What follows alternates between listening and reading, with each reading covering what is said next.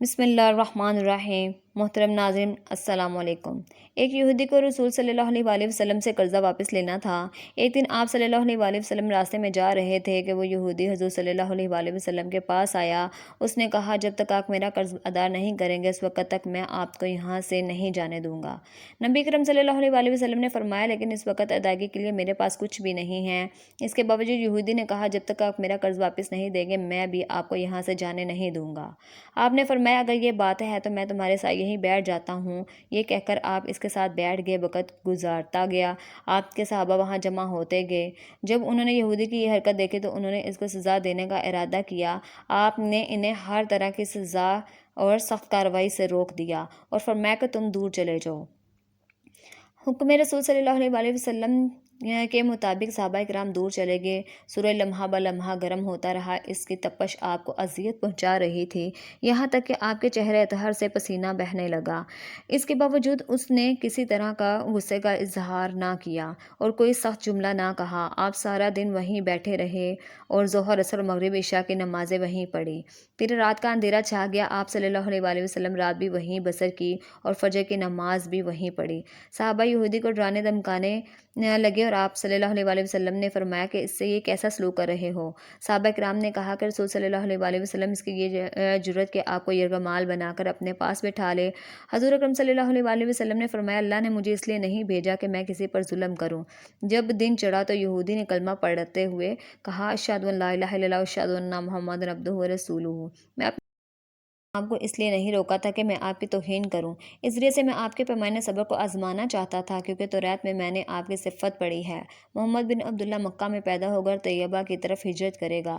وہ تند خو اور سخت مزاج نہیں ہوگا اور بے ہوتا گوئی کرنے والا نہ ہوگا اور کوئی جھوٹی بات زبان سے نہیں کرے گا۔ اس طرح میں نے آپ کو یہاں رکھ کر اس بات کی تصدیق کی ہے کہ توریت نے بالکل سچ کہا تھا۔ رسول اکرم صلی اللہ علیہ وآلہ وسلم مبعوث رسالت ہونے کے 3 سال تک خفیہ طور پر دعوت اسلام دیتے رہے۔ اس کے بعد اللہ تعالیٰ نے آپ کو حکم دیا کہ آپ کھل کر اللہ کی پیغام کو لوگوں تک پہنچائیں اور لوگوں کو خدا کی طرف دعوت دیں۔ ایام حج شروع ہونا والا تھا کہ پورے جزیرہ عرب سے لوگ مکہ کی طرف آنا شروع ہوئے۔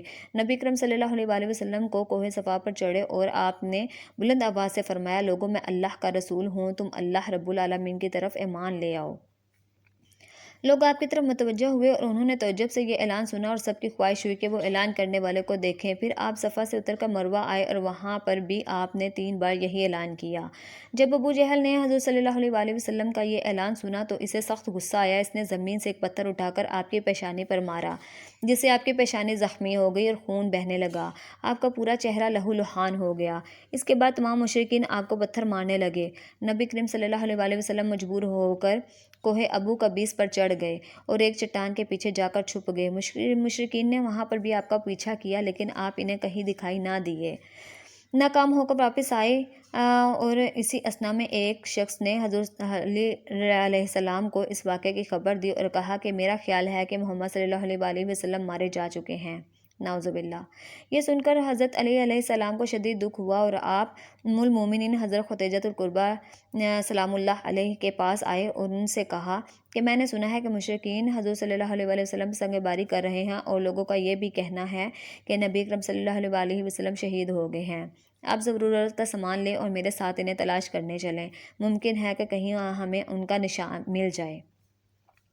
حضرت علی یہ کہتے ہوئے آگے بڑھے۔ آپ کہہ رہے تھے کہ یا رسول صلی اللہ علیہ وآلہ وسلم ہمیں جواب دیں، آپ کہاں ہیں؟ میری روح آپ پر قربان، آپ کس وادی میں بھوکے پیاسے ہیں، آپ نے مجھے اپنے ساتھ کیوں نہ لیا؟ حضرت خدیجہ رضی اللہ عنہا رو رو کر یہ کہہ رہی تھی کہ نبی مصطفیٰ صلی اللہ علیہ وآلہ وسلم کی کوئی ہے جو مجھے خبر دے۔ تو اس وقت حضرت جبرائیل علیہ السلام رسول اکرم صلی اللہ علیہ وسلم پر نازل ہوئے۔ ان کے پیچھے ملائکہ کی بہت سی صفیں تھیں۔ انہوں نے حضور صلی اللہ علیہ وسلم سے کہا، اللہ نے ہمیں آپ کے فرمان کی تعمیل کے لیے بھیجا ہے، اگر آپ چاہیں تو ہم اس قوم کو تباہ کر دیں گے۔ رحمت للعالمین نے فرمایا، میں نبی رحمت بنا کر بھیجا ہوں، میں عذاب و انتقام کا حامی نہیں ہوں۔ پروردگار میری قوم کو معاف کرے اور مجھے جانتے نہیں ہیں۔ जिब्राइल अमीन अलैहिस्सलाम हज़रत सल्लल्लाहु अलैहि वसल्लम से कहा, खदीजा सलामुल्लाह अलैह को तलाश कर रही हैं। खदीजा के रोने से आसमान के फरिश्तों को भी रुला दिया। आप इन्हें जवाब दें, खुदा की तरफ से और हमारी तरफ से इन्हें सलाम पहुँचा और उन्हें जन्नत की बशशारत दें। नबी अकरम सल्लल्लाहु अलैहि वसल्लम ने खदीजा और हज़रत अली को सदा दी और उन्हें अपने पास बुला लिया और दोनों ने आपकी खिदमत में हाजिर हुए। उन्होंने आपकी पेशानी पर पट्टी बांधी और घर ले आए। जब मुशरिकीन को मालूम हुआ कि नबी अकरम सल्लल्लाहु अलैहि वसल्लम घर आ चुके हैं तो उन्होंने आपके घर का मुहासरा कर लिया और संगबारी करना शुरू कर दी। हज़रत अली अलैहिस्सलाम और हज़रत खदीजा रज़ियल्लाहु तआला अन्हा आपका दिफा करने लगे। जब संगबारी में मामूल सा वक्फा हुआ तो हज़रत खदीजा रज़ियल्लाहु अन्हा घर से निकली और उन्होंने चीख कर कहा, फर्जंदाने कुरैश, क्या तुमसे हया रुखसत हो गई है? तुम अपने कबीले की मोअज़्ज़ज़ खातून के घर संगरेज़ी कर रहे हो। अगर तुम्हें खुदा का खौफ नहीं है तो दूसरे लोगों को अपने ऊपर हंसने का मौका ना दो, अपने लिए हमेशा की ज़िल्लत और बदनामी ना खरीदो। जब मुशरिकीन ने हज़रत खदीजा रज़ियल्लाहु अन्हा की गुफ्तगू सुनी तो नदामत के मारे उनके सर झुक गए और शर्मिंदा होकर अपने घरों को चले गए।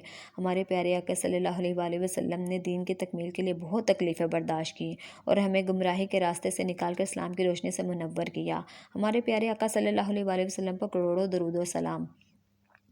उम्मीद करती हूँ कि आपको आज की वीडियो बहुत अच्छी लगी होगी। अगर आपको मेरी आज की वीडियो अच्छी लगी है तो लाइक करें और मज़ीद इस तरह की वीडियोस को देखने के लिए हमारा चैनल सब्सक्राइब करें। तो मिलते हैं नेक्स्ट वीडियो में, तब तक के लिए इजाज़त दीजिए। अल्लाह हाफ़िज़।